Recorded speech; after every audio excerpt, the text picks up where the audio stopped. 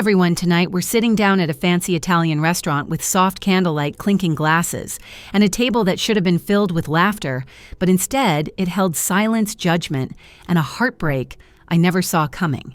You might not survive this one. So before you get too comfortable, take a moment to like the video and subscribe, but only if you truly enjoy what I'm doing here. And let me know in the comments where you're listening from and what time it is where you are. I love seeing how far these stories travel.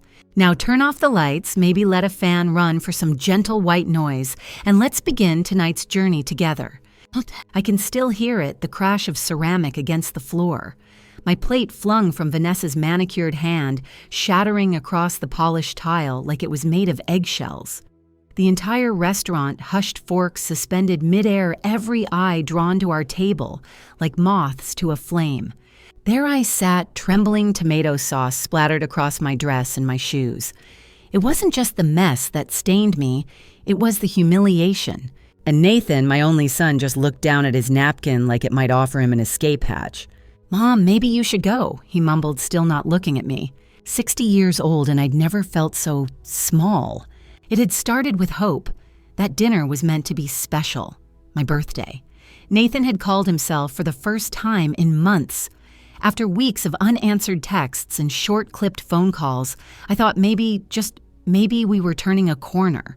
I put on my best navy blue dress. The one Thomas had always said brought out my eyes. I even wore the pearl necklace he gave me on our 20th anniversary. I held onto it like armor. Bellini's wasn't a place I normally went. It was far above my retirement budget bracket. But it was a celebration, and Nathan insisted. Said they had a quiet corner booth reserved, that Vanessa had agreed. A rare event indeed. I even brought something with me. A little photo album I'd made the week before. Old pictures of Nathan at every age. His first missing tooth, his graduation, even that awkward 7th grade phase with the crooked bowl cut. I thought we might look through it after dessert. That was my first mistake, thinking there would be dessert. From the moment I arrived, the tension was so thick you could cut it with the butter knife I barely touched. Vanessa didn't even look up from her phone when I walked in. She gave a stiff nod, fingers flying across the screen like she was conducting an orchestra. Nathan greeted me with a hug, yes, but it felt more like a formality than affection.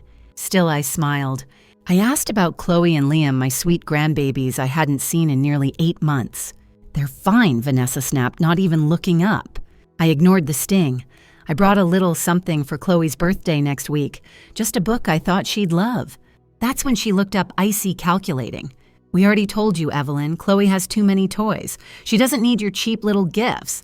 Nathan shifted in his seat, clearly uncomfortable. "Vanessa, please." "No, Nathan." "I'm tired of pretending this is okay," she hissed. "She's constantly trying to buy our kids affection when she was a terrible mother to you." The words hit me like a slap. My throat tightened. "I don't understand," I whispered. "You never do you."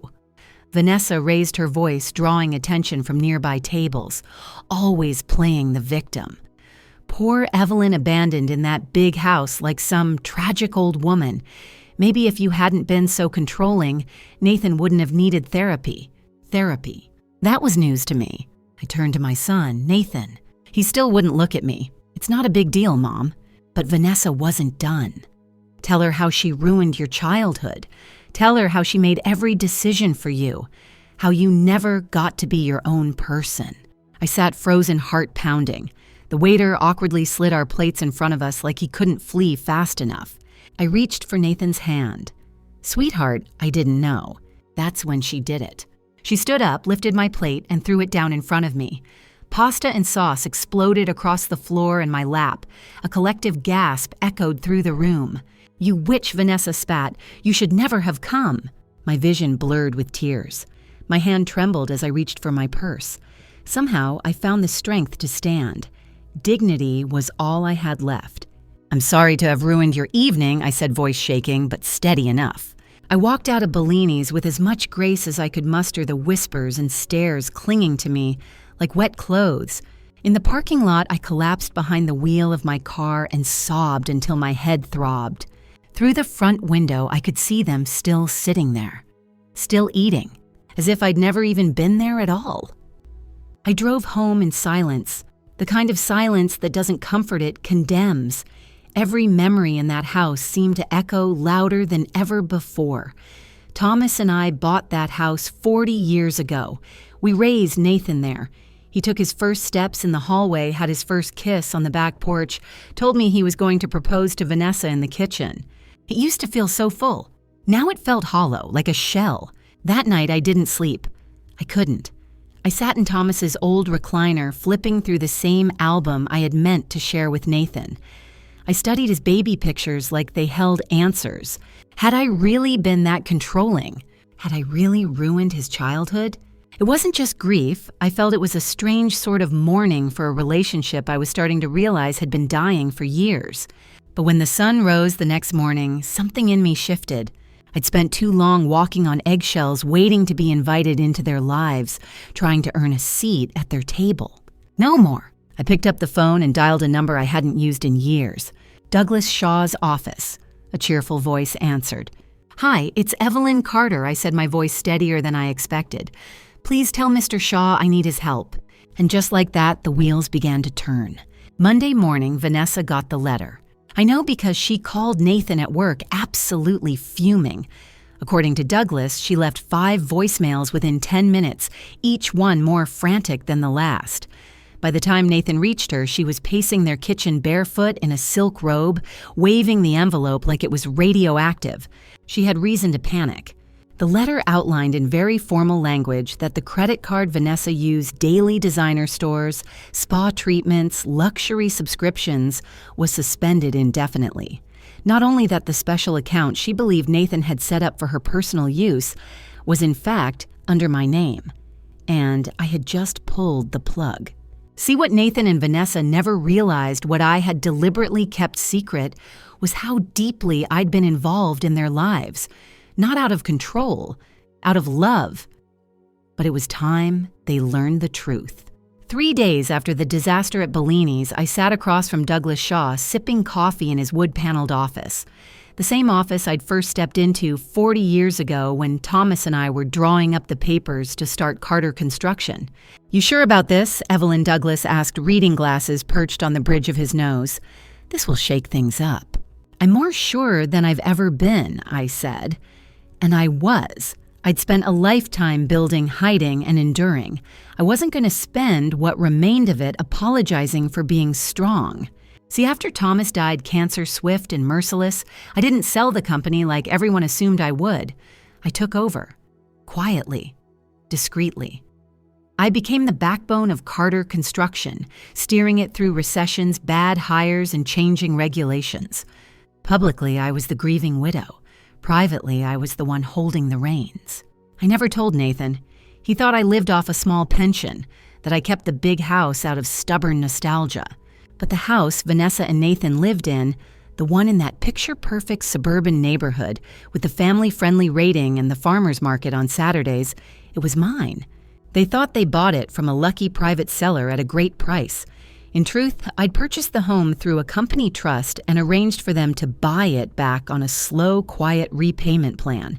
They'd never ask questions. They were too thrilled by the deal. I used to think I was helping them, giving Nathan a fresh start without hurting his pride. But now I wondered if I had just made it easier for Vanessa to build a wall between us. Douglas folded the letter neatly and slid it across the desk. "This goes out today," he said. "Are you ready for what's coming?" I nodded. It's time for some honesty in this family. That afternoon, my phone buzzed. "Nathan." I let it ring twice before answering. I needed a breath. Needed the steel in my voice to sound natural. "I just saw." "Mom," he said, voice tight. "What the hell is going on?" "Well," I replied calmly, "I assume this is about the letter Vanessa received." He paused. "You froze her card." "Yes, it's my account, Nathan. I funded it for the last 5 years. Another pause. The kind where you can hear someone's world cracking. "What are you talking about?" "Let's talk in person," I said gently. "There are a few things we need to go over. About the house, about your finances, about the truth. My house." His voice rose a note. "What about my house?" I closed my eyes for a moment before answering. "It's in my name, Nathan. It always has been." Silence. Not the awkward kind. No, this was the heavy, can't-breathe kind. I have the mortgage he finally managed. I make the payments every month. Yes, I said, to a trust I established for Chloe and Liam's education. You're making this up, he said, his voice shaking, because of what happened at the restaurant.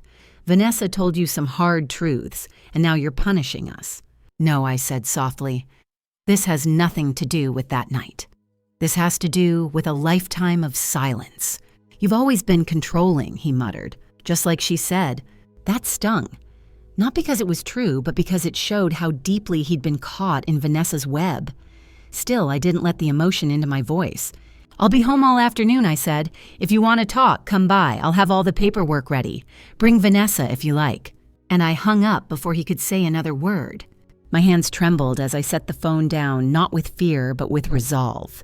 I'd spent too many years walking on emotional eggshells hoping to be included in birthday parties and holiday dinners. I had sent Christmas gifts that went unacknowledged cards that were never opened, all while quietly funding the life they claimed to have built on their own. Enough. 2 hours later, the doorbell rang. Nathan stood on my porch alone.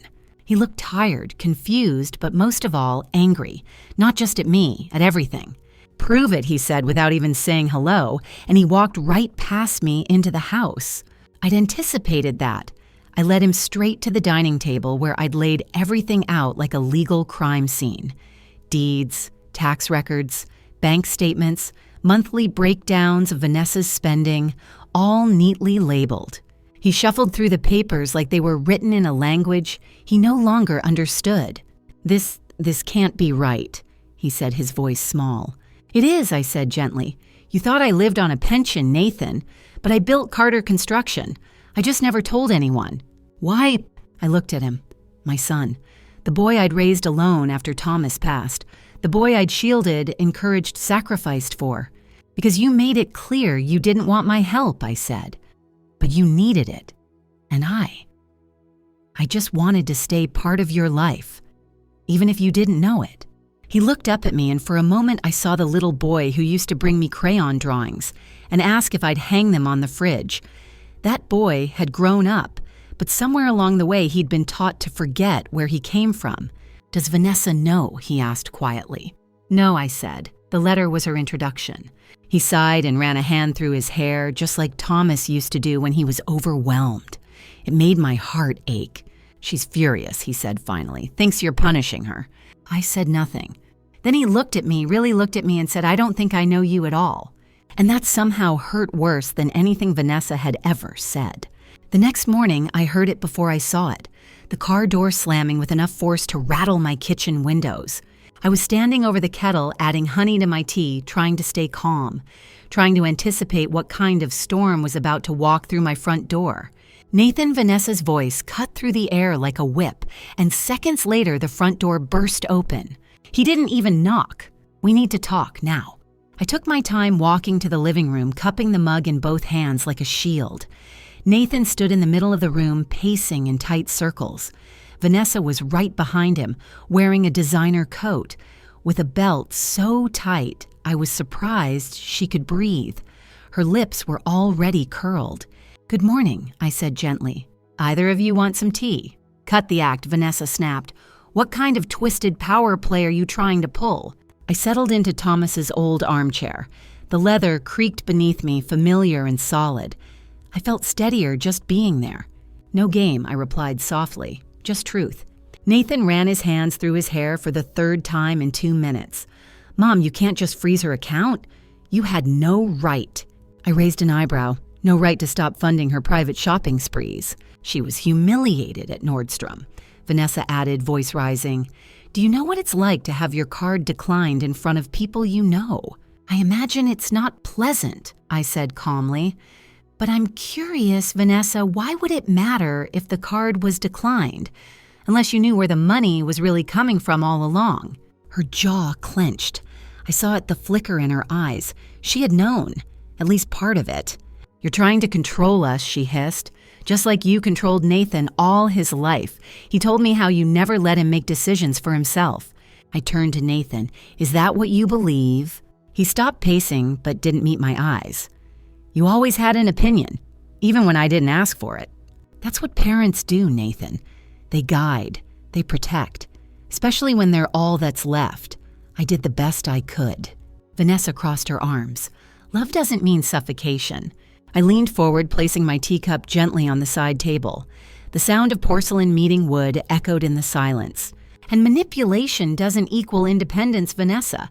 But you already know that, don't you? Nathan looked between us like a man drowning, pulled between two tides. We don't need your money, he said abruptly. I make enough. No, I said, you don't. He blinked. I've seen your numbers, Nathan. The house alone at full market value would eat up nearly 70% of your net income.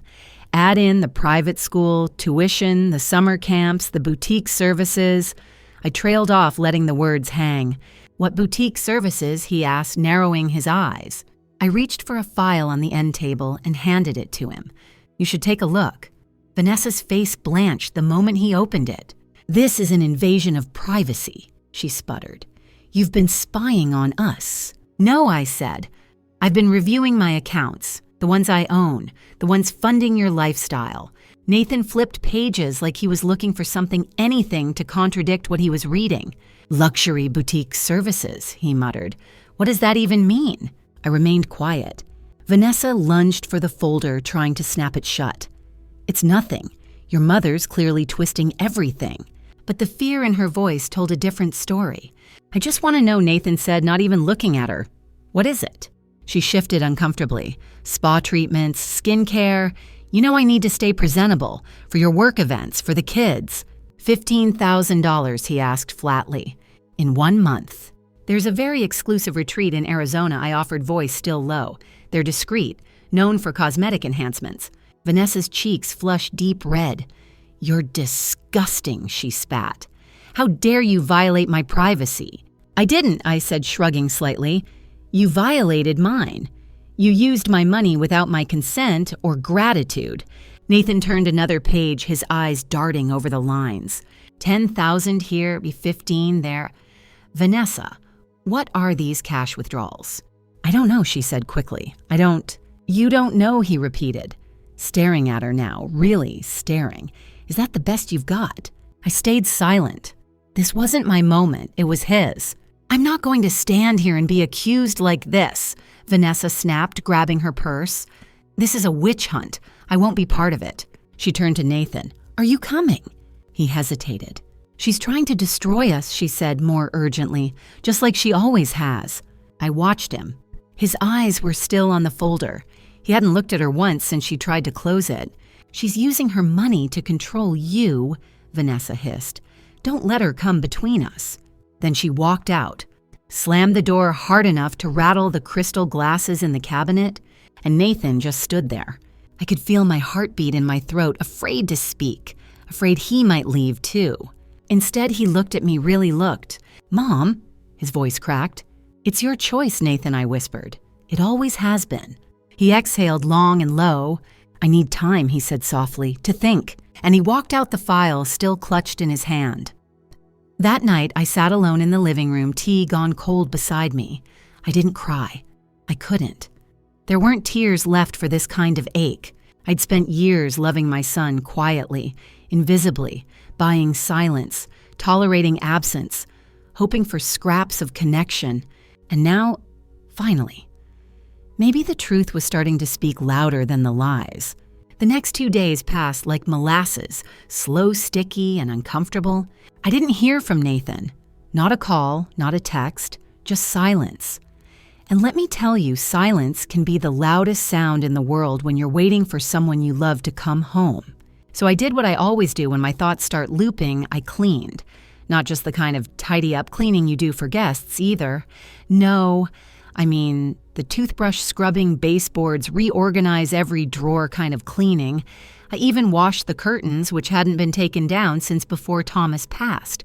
Funny how grief and confusion can turn into Windex and rubber gloves. By Thursday afternoon, I'd polished every inch of the house twice and was halfway through alphabetizing my spice rack when the doorbell finally rang. My heart skipped. I pulled the gloves off, wiped my hands on my apron, and opened the door. It was Nathan. He looked like he hadn't slept in days. He didn't wait for an invitation, just stepped inside that same file folder from earlier, clutched in his hand like it held the answers to everything. "I found something," he said flatly, holding up an envelope. I gestured to the kitchen. "Come sit. I'll put on a pot of coffee." "I don't want coffee." Well, that was clear enough. He sat at the kitchen table while I poured myself a cup anyway.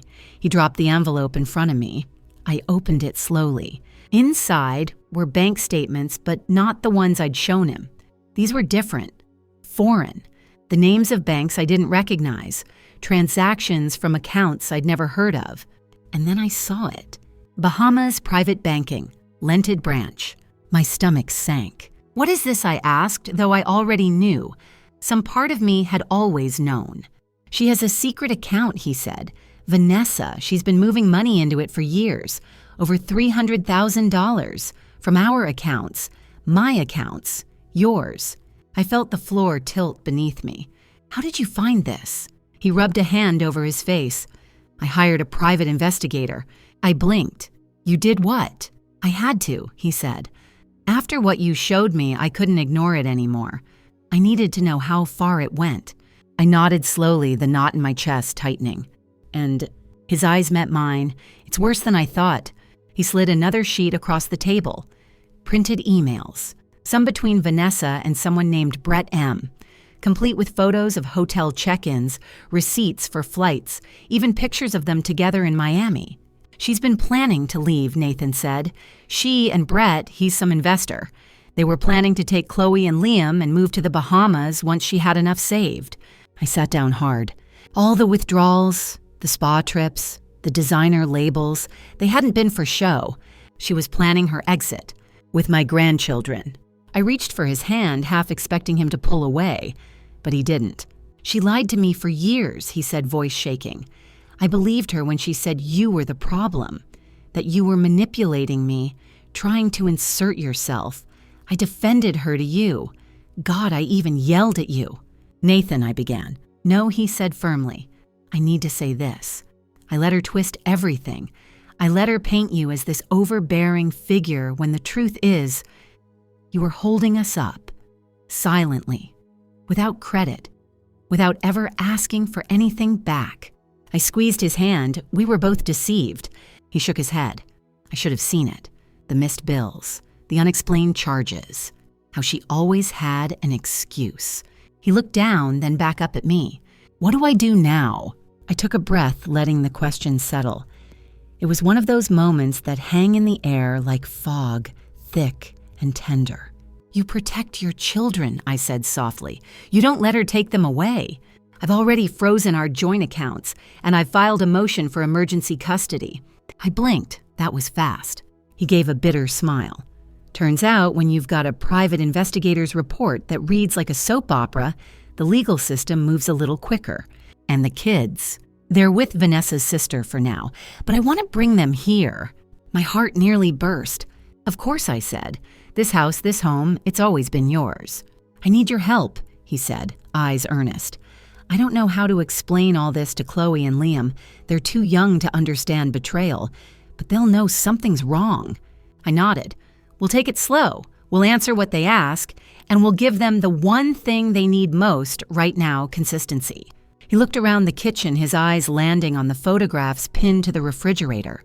One of them was of Thomas holding baby Chloe. He smiled just a little. "I miss this house," he said quietly. "I missed you too." That evening, after Nathan left to pick up the kids, I went into the guest room and pulled back the old quilts, fluffed the pillows, and laid out fresh towels. It had been years since I prepared a room for someone other than myself. It felt good, solid, like something right was finally happening after so much wrong. As I set a basket of books near the bed, some I used to read to Nathan when he was little, I heard my phone buzz. It was Linda. "Text wine or whiskey, I'm coming over either way." I smiled. "Reply wine, but bring a corkscrew." Mine vanished during the great tea drawer purge of 2020. She was at my door 30 minutes later, holding a bottle of red in one hand and a grocery bag in the other. "I brought cookies too," she said, "because I know you've been holding it together for everyone else and haven't cried yet." She was right, of course. I let her in, and by the time we'd emptied the bottle, I'd told her everything. Every word, every fear, every drop of guilt I still carried. And when I finally started to cry, she just held my hand and passed me a tissue. "That woman never deserved the life you gave her," she said. No, I whispered, but Nathan did. And tomorrow, he and the children would be back under this roof. Maybe not forever, maybe not neatly, but together. And that was enough for now. The next morning felt different. Not in a big fireworks over the harbor kind of way, more like the soft shift in the wind before a storm clears. For the first time in what felt like months, I woke up with purpose. By 8 a.m., I had pancakes on the griddle, orange juice in the pitcher, and a fresh vase of daisies on the table. I even dug out the chipped ceramic mugs Thomas and I used to drink from when Nathan was little, a subtle reminder of better days. Then I heard the car in the driveway. They were here. Nathan walked in first, holding Chloe's backpack in one hand and Liam's stuffed dinosaur in the other. He looked exhausted but calm, like a man finally stepping onto solid ground after weeks of treading water. Chloe and Liam followed, both hesitant. Chloe clutched a coloring book. Liam had his fingers curled tight around a tiny blue truck. "Grandma," Chloe said softly. My heart melted. "Hi, sweetheart," I whispered, kneeling to her level. "I missed you." Liam barreled into my legs with the kind of hug that knocks the wind out of you in the best way. We didn't talk about Vanessa.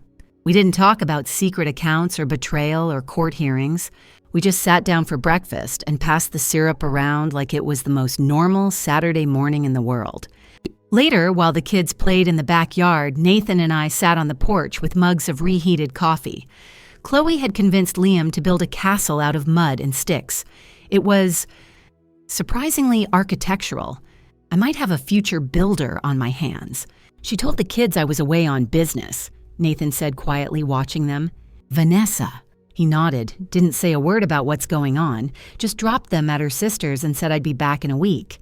I sighed. They'll need time. But children are more resilient than we give them credit for. They can sense safety even if they don't understand the chaos.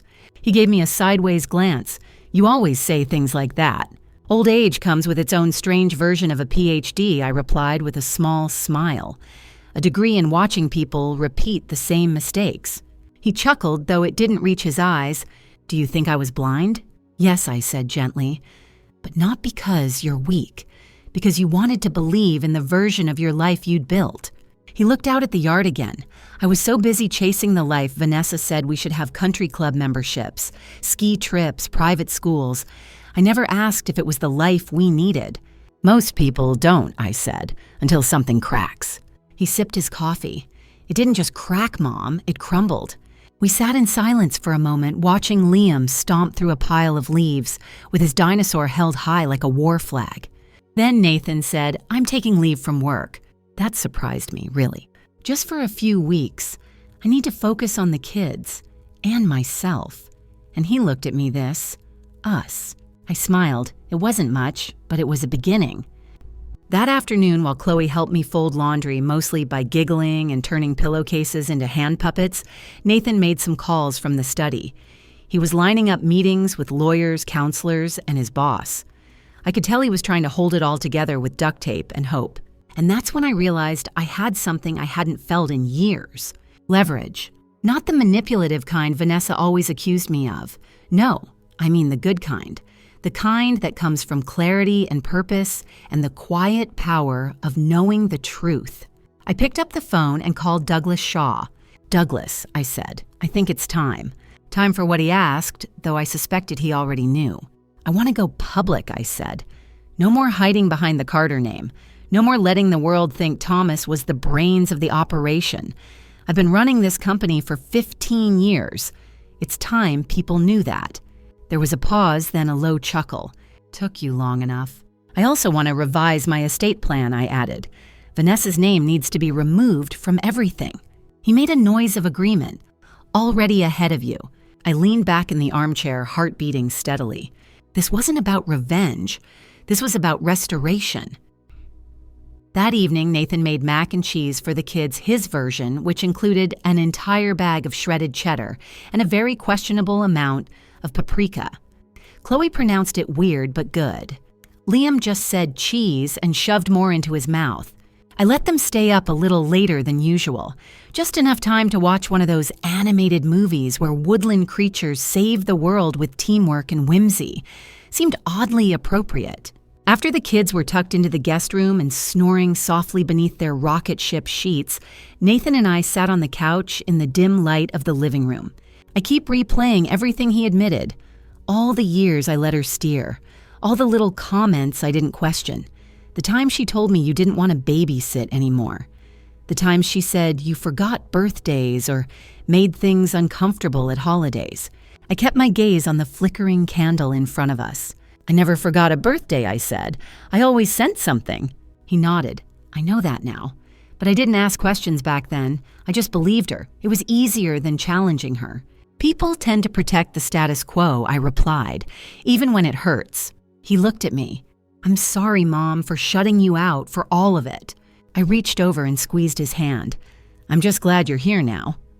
Before we turned in for the night, Nathan pulled out a small envelope from his jacket. Not a secret account or legal document this time, just a card, a birthday card. He placed it on the table beside me. I bought it a week before the dinner, he said. Meant to give it to you. Forgot I had it in my car. I waited until he went to bed before I opened it. It was simple. Happy birthday, Mom. Thank you for everything you've done for me. I don't say it enough, but I love you, Nathan. And just like that, I cried. Quiet tears. Not from sadness, but from relief. Because after everything, after the years of silence and distance and misjudged loyalties, my son had come back. Maybe not all at once, maybe not perfectly, but he was here, and that was everything. The next few days brought a kind of rhythm I hadn't felt in years. Mornings started with cereal spills and mismatched socks. Midday meant Lego explosions across the living room, and every evening I found myself humming while making dinner, something I hadn't done since Thomas passed. The house was alive again. Not just noisy, it had energy. Laughter, the smell of grilled cheese, the rustle of Liam's toy dinosaurs underfoot.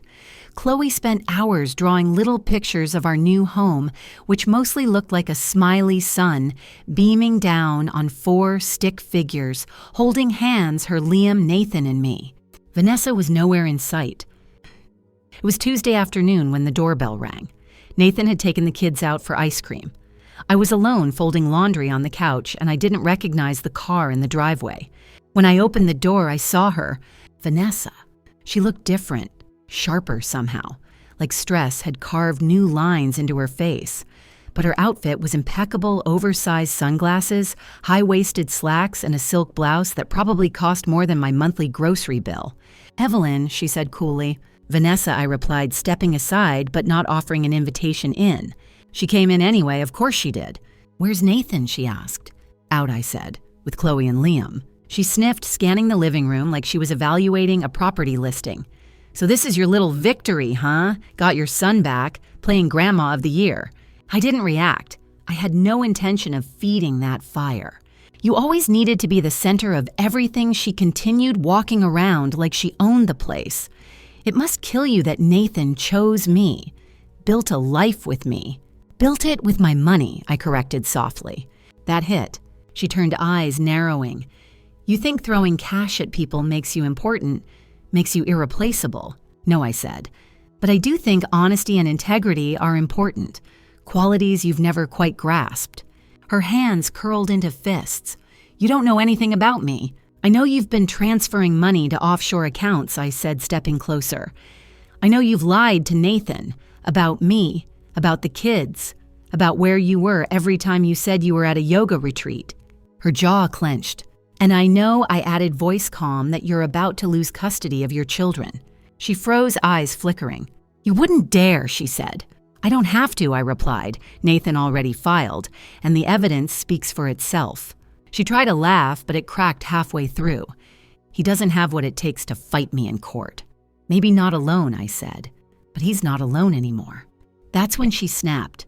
You manipulative old witch, she spat. You've been orchestrating this from the start. You couldn't just let him go. You couldn't let him have a life without you.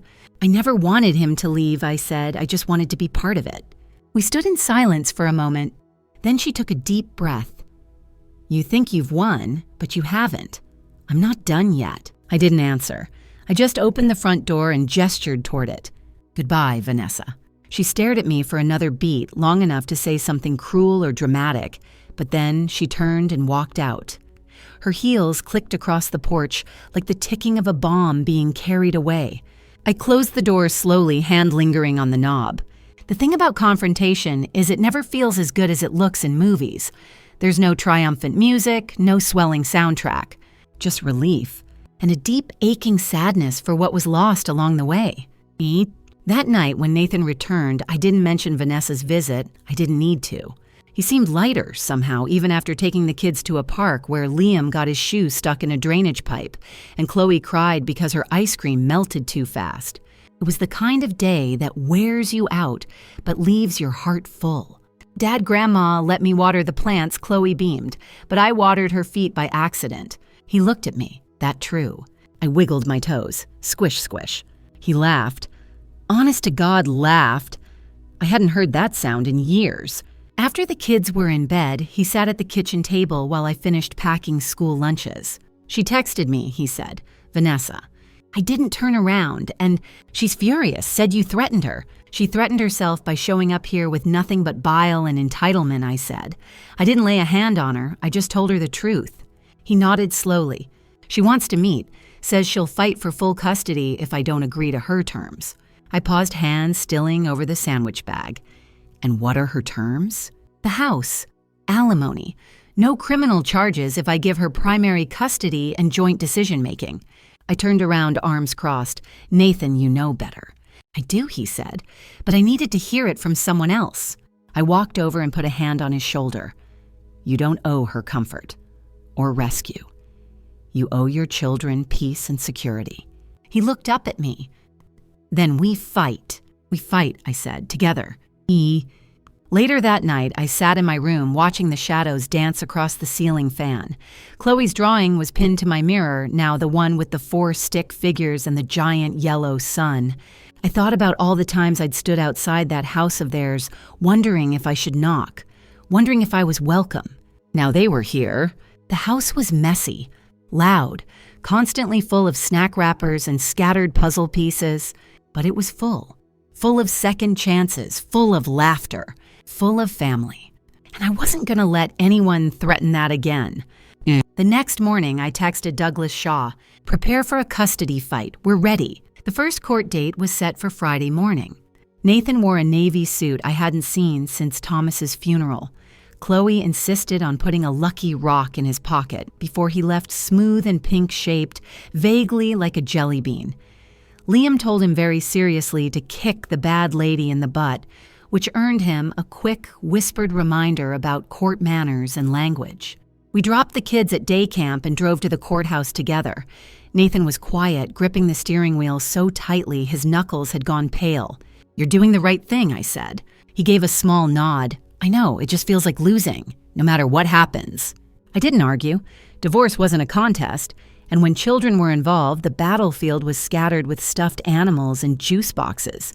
We sat together outside the courtroom, waiting for the judge. And then she arrived.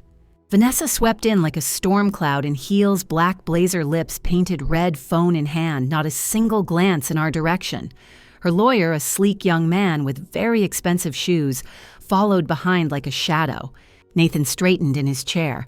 I reached over and rested my hand on his knee. "Deep breaths," I whispered. The hearing didn't take long. Vanessa's team had come in aggressive, painting her as the victim of financial manipulation and emotional isolation. They claimed Nathan had allowed me to invade their marriage, using my money as a weapon and pushing Vanessa out. But our side had evidence. Douglas was calm, precise, and utterly unshakable. He presented the bank records, the wire transfers to foreign accounts, the photographs, the private investigator's findings. It was like watching a house of cards come down one wind gust at a time. Vanessa didn't speak, not once. She stared straight ahead, arms crossed, face frozen in defiance. By the end of it, the judge ruled temporary full custody to Nathan with supervised visitation for Vanessa twice a month pending further review. We left the courtroom in silence. Outside, Nathan let out a shaky breath like he'd been holding it for weeks. "I thought I'd feel relieved," he said. "You will," I replied, "once it's real." That night, we didn't celebrate. Not exactly. But we did order pizza and watch a silly animated movie about talking farm animals who become secret agents. Liam kept asking if cows could really drive motorcycles. Only in Wisconsin, I told him, and only on Thursdays. Chloe laughed so hard she snorted root beer through her nose. I handed her a napkin and told her it was a rite of passage. Nathan looked at me like I was the moon, and I tried not to cry right there between the pepperoni and the popcorn, because for the first time in years, I felt like I belonged in my son's life again. Not on the edge, not in the shadows, but right in the center. A few days later, I found myself standing in front of the mirror with a pair of slacks I hadn't worn since my last board meeting 10 years ago. The fabric felt stiff, unfamiliar, but necessary. Douglas had arranged a press announcement. Carter Construction's next CEO would be stepping into the public light. That CEO was me. We met at the local chamber office where cameras flashed far more than I was used to. I stood beside Douglas and a few senior board members, my hands folded calmly as the reporters leaned in with their questions. "Mrs. Carter, what made you decide to go public now?" I smiled. It was time. The company needed leadership with a face, and I was tired of pretending someone else had built what I spent 15 years maintaining. Another hand went up. Why hide it for so long? That one was trickier. Because sometimes as women, we're taught to shrink ourselves, to let others take credit. But I've learned that quiet strength doesn't mean silence. It just means patience. Later, when I got back home, Chloe met me at the door with a drawing. "It's you," she said proudly, "standing on a stage, and everyone's clapping." I looked down at the sketch. She'd even added a tiny microphone in my hand. "Do I look strong?" I asked her. She nodded. "You look like a boss." That weekend, we threw a small dinner. Nothing fancy. Just a few friends, some pasta, and way too much garlic bread. Linda came, of course. She brought a lemon tart and insisted on doing the dishes afterward. Douglas stopped by for a quick toast.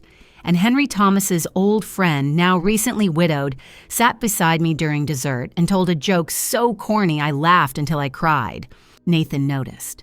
"Look at you," he said later, helping me carry in empty glasses from the patio. Laughing, hosting, wearing red lipstick. I raised an eyebrow. "What's that supposed to mean?" He shrugged. "Just nice to see you. Living." We rinsed the dishes in silence for a moment before he added, "Henry seems interested." I nearly dropped a plate. "Don't start." Woody grinned. He was giving you hard eyes all through dessert. "Oh, please, we're just friends." He bumped my shoulder with his. "You're allowed to be more than a mom, you know." I dried the plate and looked at him. "So are you." That night after the house was quiet, I stepped outside to the back porch. The air was soft and warm and the stars were out in full. I thought of Thomas, his laugh, the way he'd sneak chocolate chips into pancake batter, the way he'd say, "Don't let the world tell you what quiet women are capable of." I whispered into the night, "You were right." Then I went back inside, poured myself a glass of wine, and sat down with a blueprint for a house renovation Chloe had drawn in crayon. Apparently our home was getting a rooftop trampoline, a candy room, and 3 unicorns. Honestly, could be worse. A week after the court hearing, things began to settle well as much as they could in a house suddenly occupied by 2 children, a rebuilding father and 1 grandmother, rediscovering her purpose. Our home had rhythm now. Mornings were a circus of mismatched shoes, spilled juice, and someone always forgetting their lunchbox. Evenings were quieter. Bath time, bubbles, bedtime books, and whispered questions about why Mommy wasn't home yet. Nathan and I tried to keep our answers gentle. We didn't lie, but we didn't feed the confusion either. "She's figuring out some things," I told Chloe once as I braided her hair before bed. "Like how to be nice," she asked. I didn't answer, just kissed the top of her head and tucked her in a little tighter. Oh, the next emotional wave came via email. Vanessa's lawyer sent over a formal request she wanted the house. The same house she'd falsely believed they owned outright. The one I had secretly purchased and held in trust. Nathan stared at the screen, jaw tight. "She doesn't even know how mortgages work," he muttered. "She doesn't want the house," I said, pouring us both a cup of tea. "She wants control, a foothold." "Not happening," he said. "She's not getting another dollar, not 1 more inch." I smiled, proud of him, but still cautious. Anger is useful, I said, but clarity will carry you farther in court. He nodded. Douglas already sent a response. She's got no legal claim, but Mom, what if she keeps dragging this out for years? She won't, I said.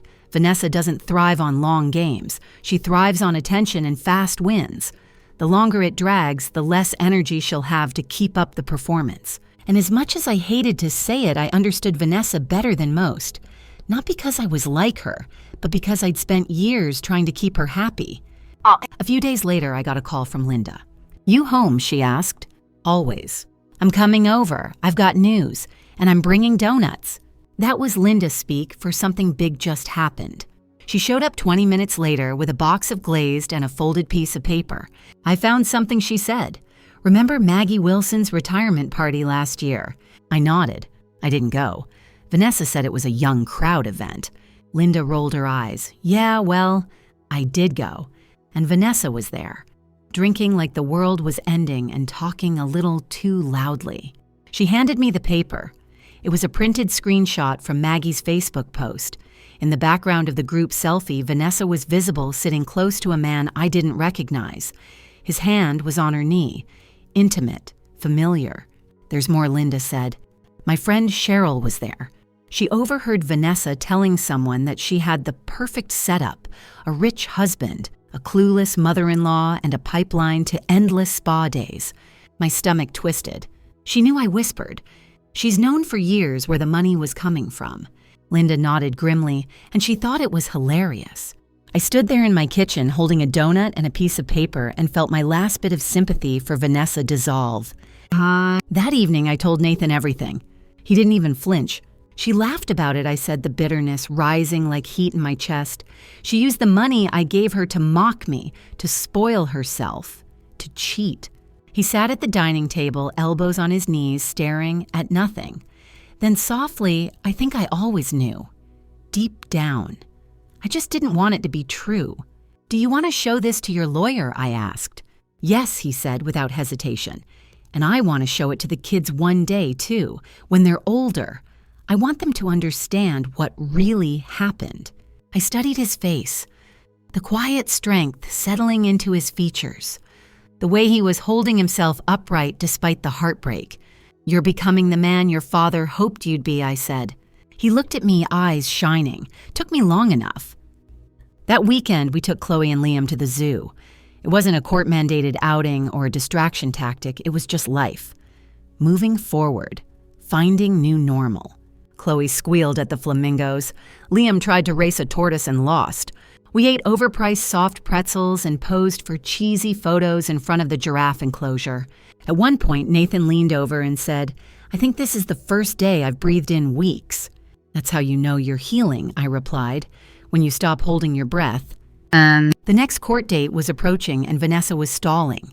Her lawyer requested a delay citing emotional stress and a need for reassessment. Douglas didn't push back.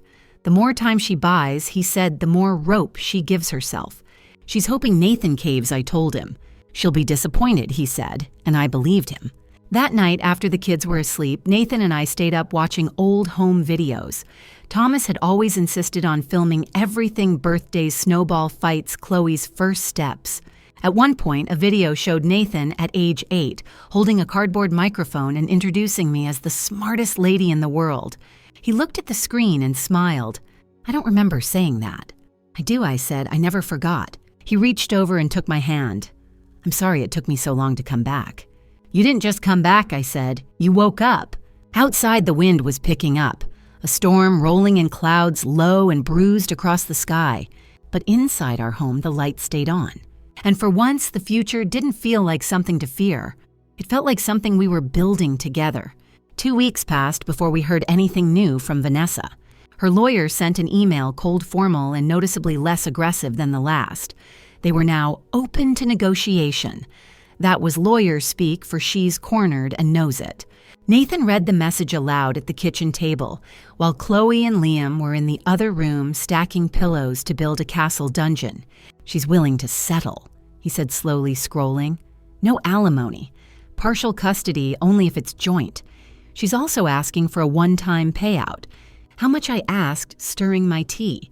200,000, he muttered. For emotional damages. I nearly dropped my spoon. Emotional damages, I repeated.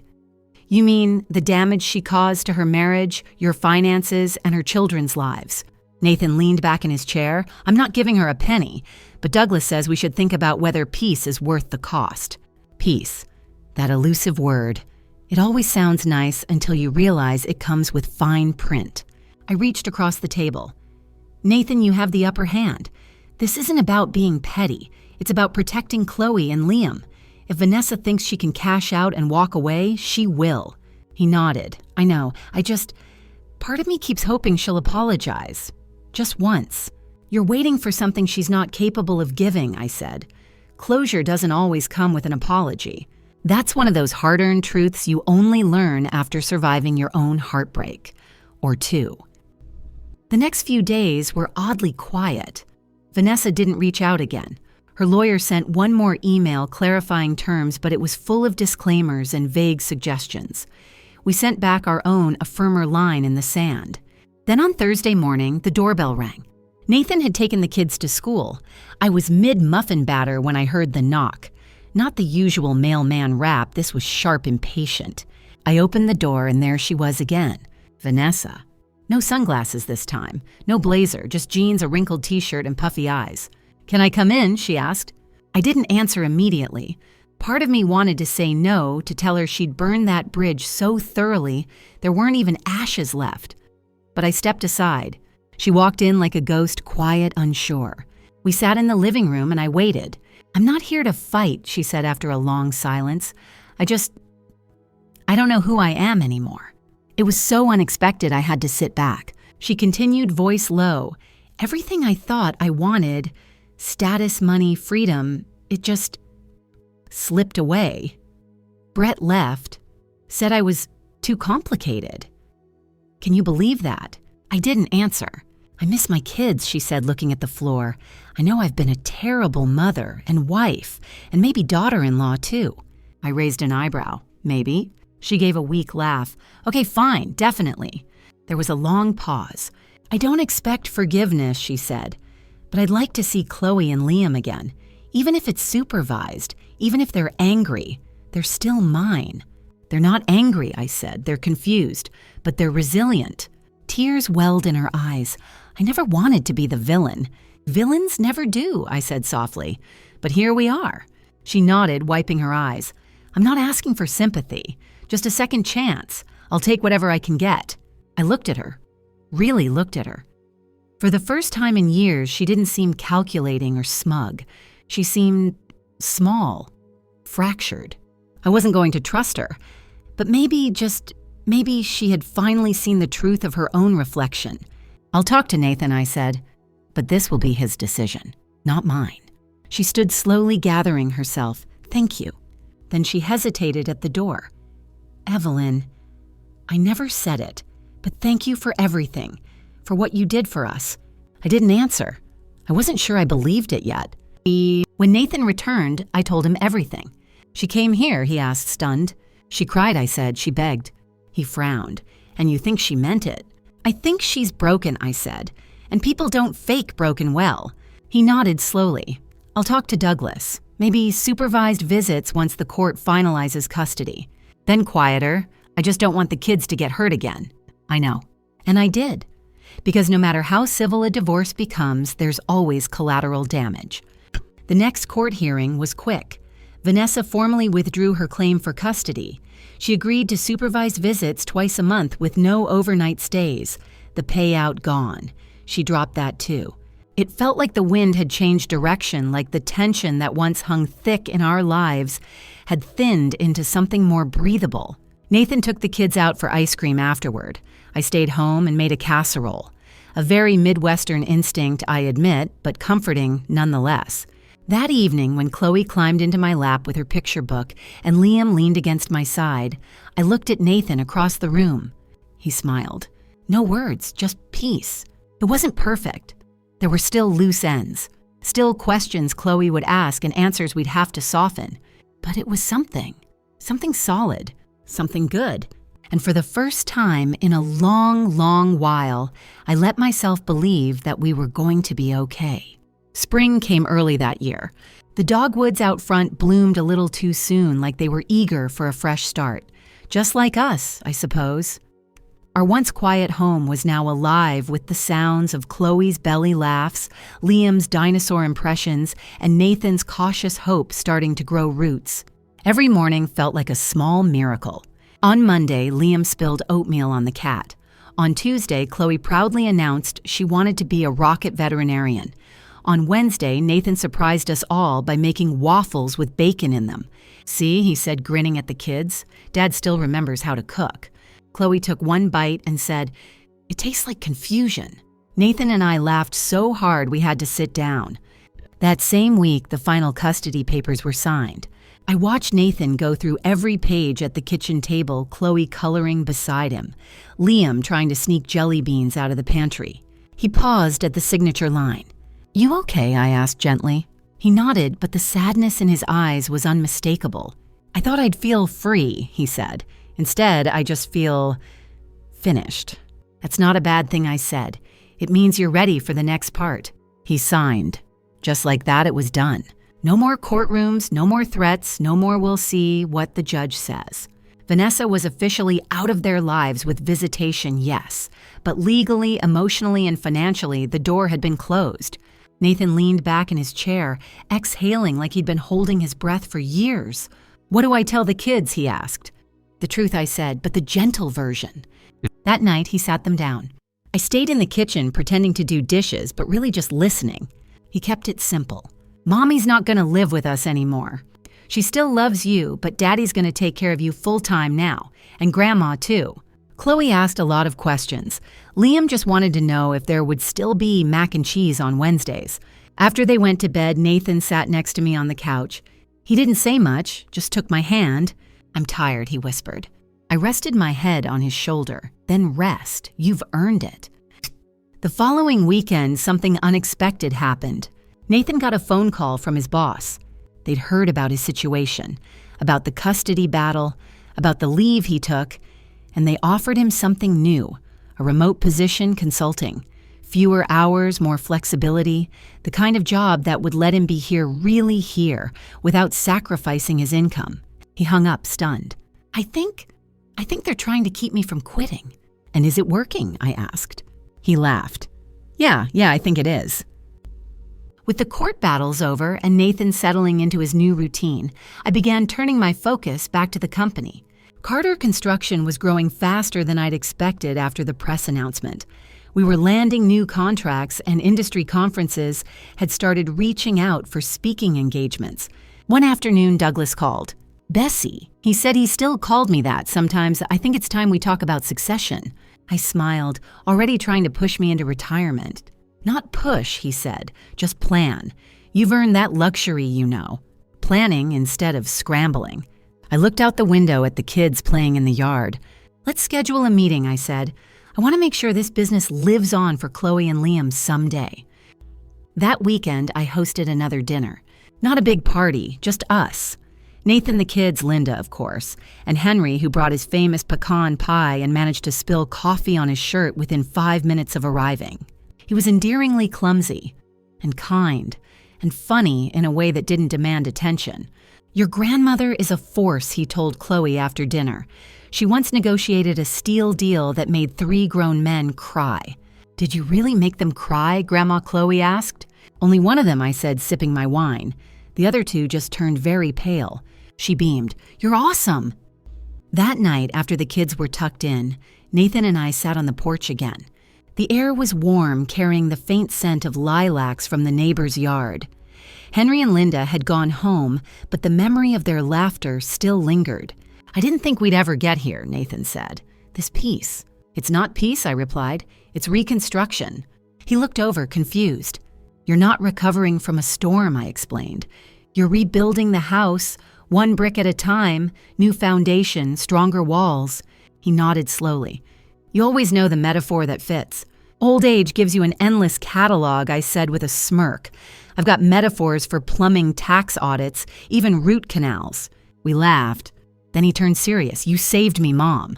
No, I said. You just remembered who you were. That night I couldn't sleep. Not because of worry, but because I felt calm. For the first time in what felt like a decade, there were no fires to put out, no bridges to chase down before they burned. I walked through the house quietly. Chloe's drawings on the fridge, Liam's dinosaurs lined up on the staircase like guards, Nathan's laptop open on the table halfway through a spreadsheet, and my chair in the corner by the fireplace where I used to sit alone. It wasn't empty anymore.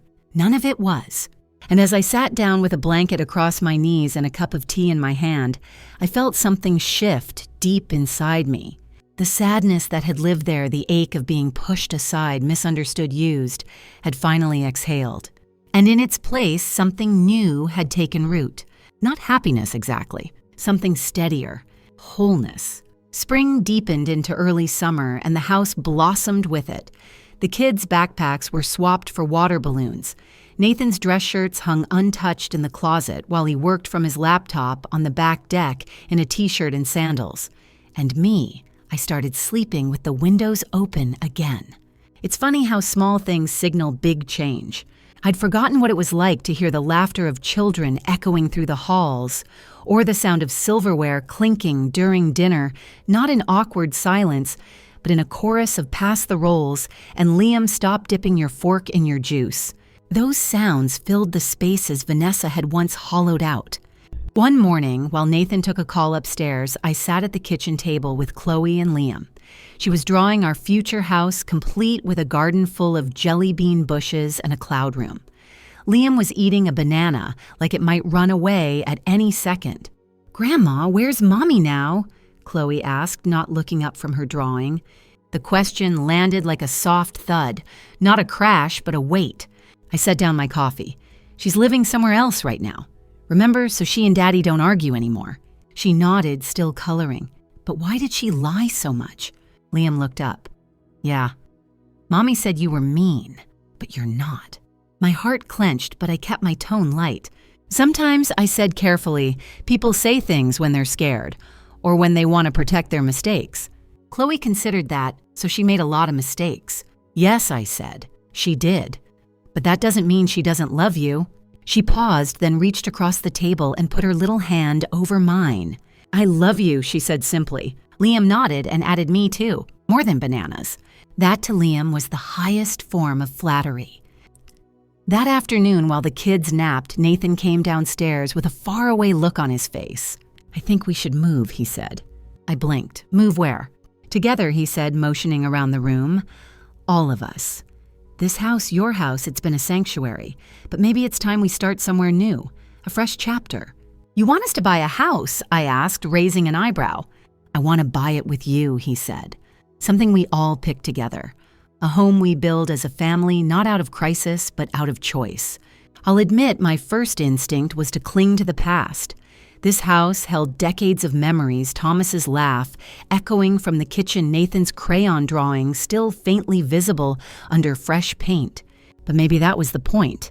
We had done the hard work, dug up the roots, exposed the rot, and now it was time to plant something new. "I'd like that," I said softly. The house hunting process was less stressful than I expected. Nathan had spreadsheets. Chloe had dreams.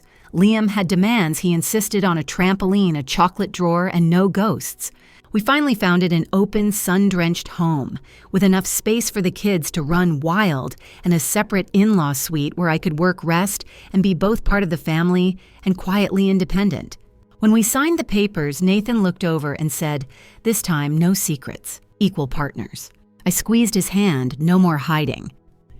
In the days leading up to the move, I found myself going room to room, saying goodbye. I lingered in the bedroom where Thomas used to read with his glasses perched on the end of his nose. I ran my fingers over the banister where Nathan once slid down in his pajamas, cracking the wood and earning a week without dessert. I stood in the backyard where we buried our first dog beneath the oak tree. Then I found a photo tucked in the back of the hall closet. Nathan, age 10, sitting on my lap, holding a world's best mom mug. I slipped it into my purse. Some things you don't leave behind. Moving day came like a storm full of cardboard boxes, takeout food, and overly enthusiastic children jumping on bare mattresses. Chloe assigned rooms like a tiny realtor. Liam got stuck inside a wardrobe box and declared it his cave. Nathan looked around the chaos with a grin. "This is what starting over looks like, huh?" I nodded, messy, loud, beautiful. That evening, we stood on our new porch watching the sunset. Chloe and Liam were inside setting up a bedroom fort. Henry stopped by with a potted plant as a housewarming gift, something green to grow with the house, he said with a wink. "Think we made the right move?" Nathan asked. I looked at the wide yard, the open sky, and the glow of laughter pouring through the windows. "I think we finally moved forward," I said. A few nights later, we hosted our first dinner in the new place. Linda brought her famous chicken salad. Henry showed up with jazz records and accidentally sat on a pair of Chloe's glittery sunglasses. We ate out on the patio under string lights that Nathan had hung with the kids. Music played, forks clinked, and for the first time in a very long time, I didn't feel like a guest in my own life. "I read your quote in the business journal," Henry said, sipping his iced tea, "about how leadership is just another form of love." I blushed. I didn't think they'd print that part. "They printed it in bold," he said, "right at the top." Nathan beamed. "She's famous now. Chloe's teacher showed it to the whole class." I laughed. If I'd known I'd become a role model at 60, I'd have started moisturizing earlier. After everyone left, I stood alone on the back porch, the night wrapping around me like a soft blanket. The wind chime Henry had given us swayed gently, each note like a whisper. I thought about the woman I'd been at the start of all this, the one sitting alone at Bellini's, the one who left a restaurant with sauce on her shoes and shame in her chest, the one who sat in an armchair surrounded by silence, wondering where she went wrong. She felt like a ghost now, not gone, just transformed. Because this version of me, she was full of truth, of family, of purpose, and maybe finally of peace. The new house began to feel like home faster than I expected. Maybe it was the smell of Chloe's crayons melting on the windowsill, or Liam's toy trains rattling down the stairs, or the sound of Nathan humming while folding laundry. Maybe it was the sheer normalcy of it all. Whatever it was, it settled deep into my bones, familiar but new, like a well-worn sweater in a fresh color. Nathan and I established a rhythm-shared dinners, alternating school drop-offs, a weekend tradition of making pancakes from scratch, even when they turned out lopsided. Chloe insisted on calling them cloud cakes, and the name stuck. We still talked about Vanessa, but only when necessary. Her visits had begun short, supervised, and awkward. The kids were polite but distant. It wasn't anger, not really. Just a quiet awareness that something had broken and they weren't sure if they should try to fix it. Nathan didn't push them. He let things unfold naturally. "She has to earn her way back," he said one night, "and they get to decide if they let her." I nodded. "That's the first real boundary I've seen you set." He smiled. Took me long enough. The following week, I had my first real meeting with the Carter Construction Board in person as CEO, not just the secret architect behind the scenes. It felt surreal. They treated me with a kind of reverence I hadn't expected. Maybe it was the newspaper articles. Maybe it was the way Douglas introduced me with a subtle, proud smile. Maybe it was the quiet power that comes from knowing you've already survived worse than skepticism.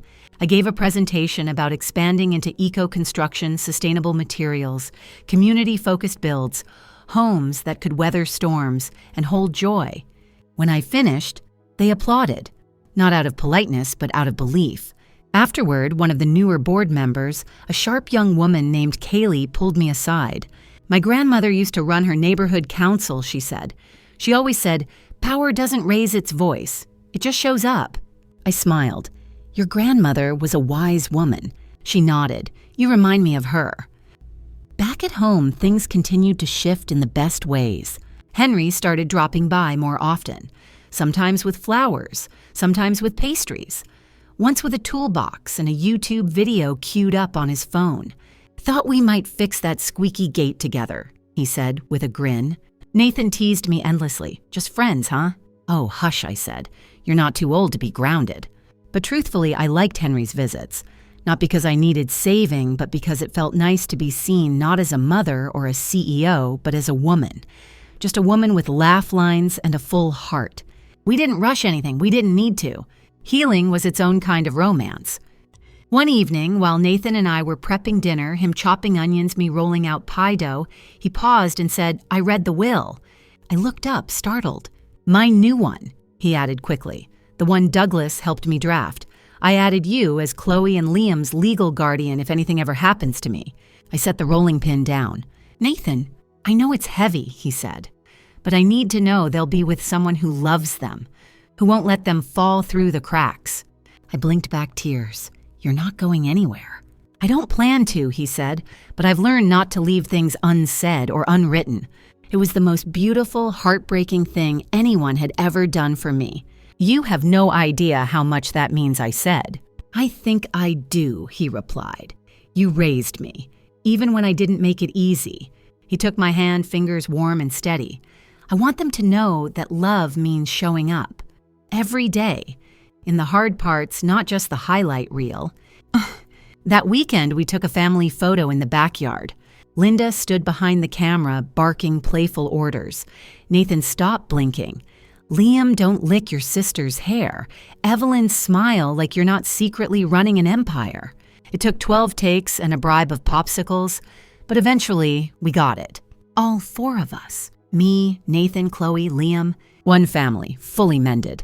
Later that night, after the kids were asleep, Nathan sat beside me on the porch. "You know, he said for years I believed that strength meant not needing help, not leaning on anyone." I nodded. I used to think the same. But now he continued, "I think strength is knowing when to ask for a hand and having someone there who doesn't say, 'I told you so.'" I laughed softly. I thought about it, believe me. "I know," he said, nudging my arm. "You just didn't say it, and that made all the difference." As the sun dipped below the trees and the stars began to appear, I looked out at our little piece of the world. It wasn't perfect. We still had laundry piles and bills and mornings when no one wanted to wake up on time, but it was ours, hard-earned, rooted in truth, and wrapped in love that had been tested, scarred, and made stronger because of it. For the first time in a long time, I didn't wonder if I was wanted. I knew I was needed. Midsummer came with lemonade rings on the coffee table and Chloe's sidewalk chalk masterpieces decorating the driveway. I stepped over a lavender unicorn every morning on my way to the mailbox, and I wouldn't have had it any other way. The kids had found a rhythm again. Real laughter, not forced smiles. They played, they fought, they made up all the hallmarks of a house that was truly healing. One Friday afternoon, as we were tidying up the house for a casual barbecue, Nathan emerged from the garage, wiping his hands on a rag and wearing a suspiciously smug expression. "What did you break?" I asked, without even looking up from the veggie tray. He grinned. "Nothing. But I did build something." "Oh dear." He led me outside, where nestled under the maple tree in the backyard stood a small hand-painted sign staked into the ground. Carter Family Garden. Beside it were 4 little rows of soil already filled with marigolds, basil tomato seedlings, and 2 rogue sunflowers that Liam insisted were warrior flowers. "I figured we've spent enough time uprooting," Nathan said. "Now it's time to plant." I blinked, caught somewhere between a laugh and tears. "You're getting dangerously poetic," I teased. "Must be genetic," he replied. That evening, our backyard filled with people, Linda and her loud floral dress, Henry and his grillmaster apron, Douglas and his wife bringing homemade ice cream, and a few of the neighbors who had taken to waving every morning. We didn't do speeches or toasts. We didn't have to. The clink of silverware and quiet hum of conversation said enough. After dinner, Chloe pulled me aside. "Grandma," she whispered, "can I tell you something secret?" "Always." She leaned in close. "This is my favorite house. Not because it's big, because it feels like a hug." I nearly melted on the spot. Well, I said softly, that's what a home should be. Later, when the stars were out and most of the guests had gone, I sat on the porch swing with Henry. He was quiet, unusually so. "Everything okay?" I asked. He nodded, then looked at me with that expression people get when they're trying not to scare away a good thing. "I've been thinking," he said, "about how life can surprise you, about how the second half can feel more real than the first." I tilted my head.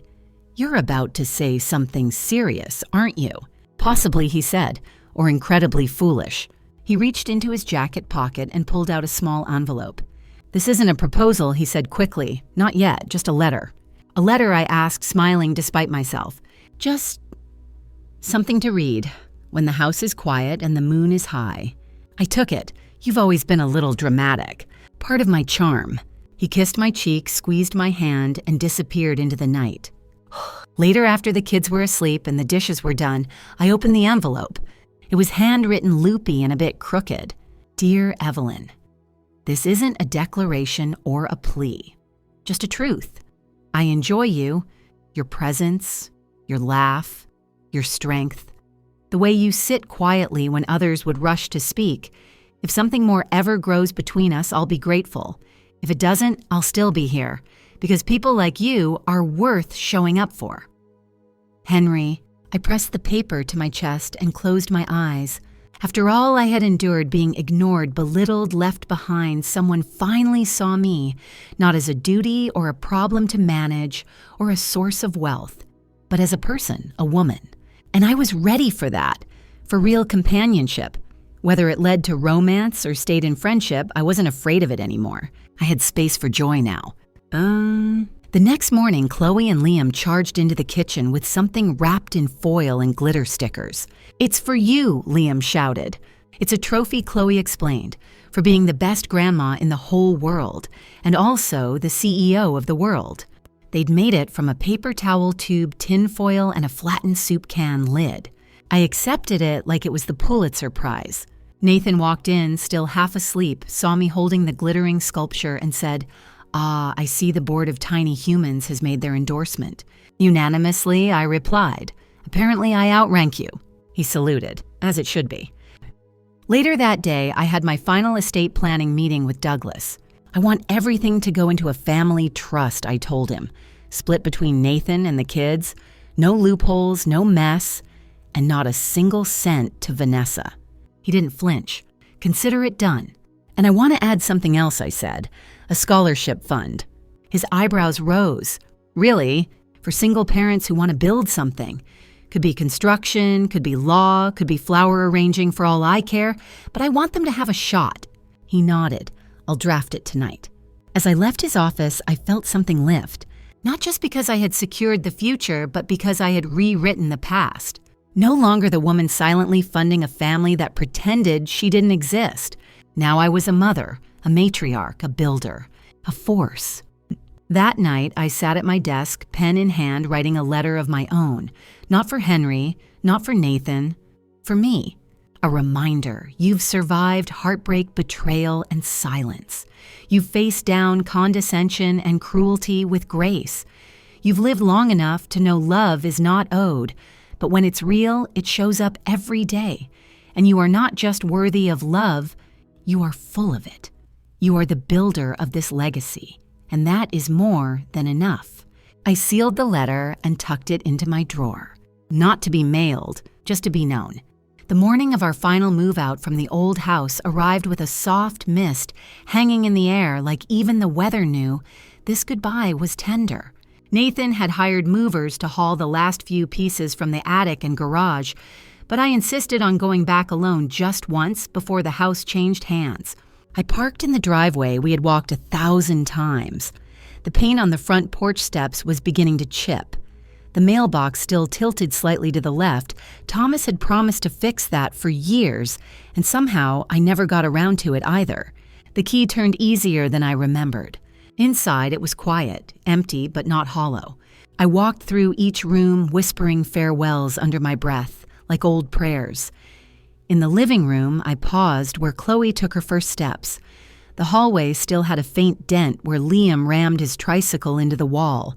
I ran my hand over the kitchen counter where Thomas and I once argued over whether cinnamon belonged in chili.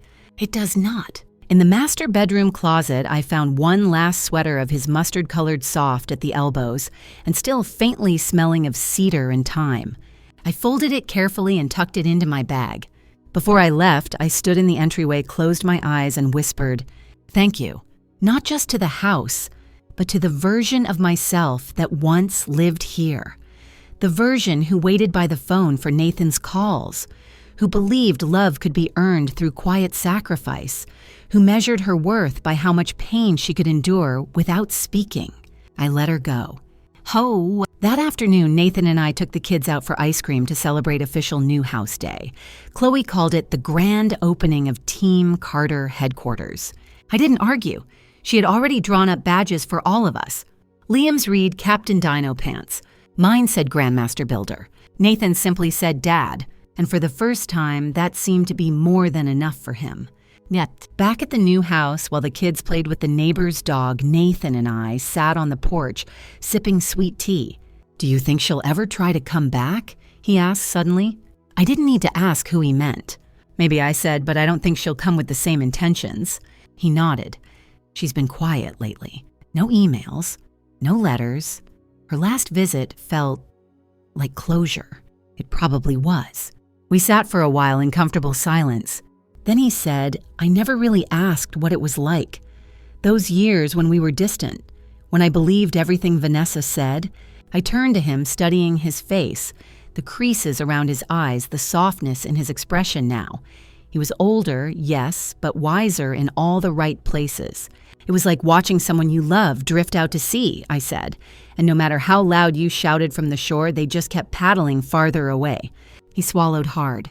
"I wanted to believe I had built something good," he whispered, "and she told me the only way to keep it was to cut you out." "I know," I said, and I stayed quiet because I thought if I kept giving, maybe you'd find your way back. He looked down. "I don't deserve how much grace you gave me." "That's what grace is," I replied. "It's never deserved. It's offered." He covered my hand with his. "You saved this family." "No," I said gently, "you did. I just held the light until you were ready to come home." Later that night, after the kids were asleep and Nathan had gone up to bed, I stood in the backyard under the stars. The garden sign was lit by the glow of a little solar lantern, and the marigolds Chloe planted had already begun to bloom. Henry appeared at the side gate holding a lantern and 2 mugs of tea. "I figured you might be out here," he said. "You figured right." We sat side by side on the bench by the garden, sipping our tea and listening to the cicadas. He pulled something out of his pocket, a small jewelry box. "Before you panic," he said, "this is not what it looks like." I raised a brow. He opened the box to reveal a delicate silver bracelet with a tiny hammer charm. "I thought you deserved something for being the woman who rebuilt a life from the rubble." I laughed softly, tears welling despite myself. "I love it," I said, "and I stopped. He waited. "I love who I've become," I finished quietly, "because she never would have shown up if my world hadn't fallen apart first." He nodded. "Then I love her too." That night, I lay in bed and thought about legacy. Not the kind with buildings named after you or fortunes stockpiled in offshore accounts. The real kind.